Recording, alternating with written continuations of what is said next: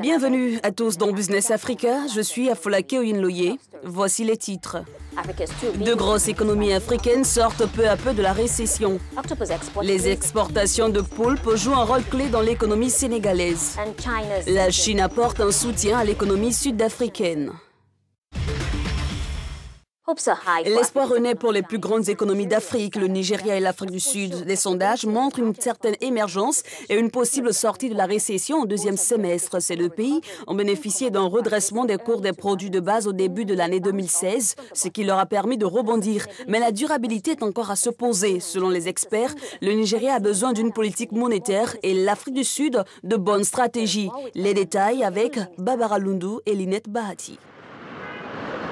Ce sont les deux plus grandes économies d'Afrique et après une année 2016 et un début 2017 difficile, elles sortent peu à peu de la récession.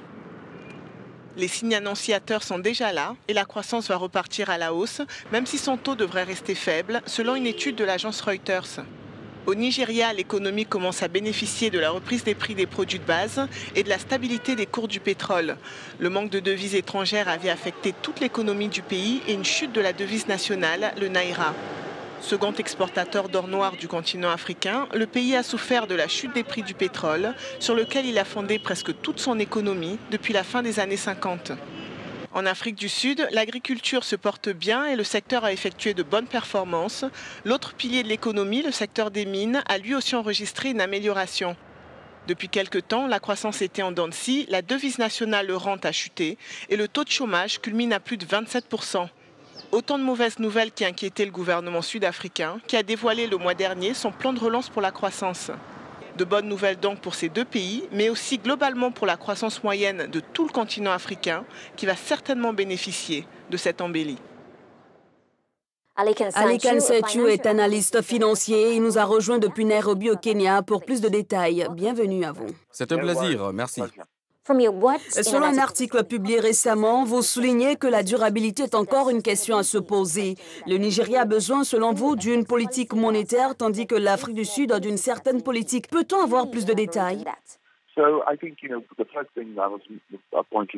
La première chose que je faisais remarquer, c'est que nous assistons à une petite reprise pour les deux économies. Elles étaient toutes deux en récession ou prêtes à l'être. Nous avons vu une petite reprise au premier semestre de cette année. Une partie des données en provenance du Nigeria en particulier, les données sur la consommation d'électricité montrent que, la reprise a pris corps.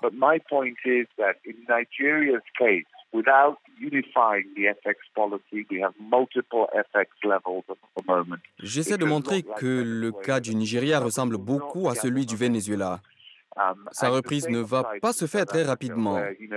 Et il en va de même pour l'Afrique du Sud, où l'imprévisibilité des politiques de Jacob Zuma a créé une sorte de situation dans laquelle l'économie n'est plus en mesure de rebondir.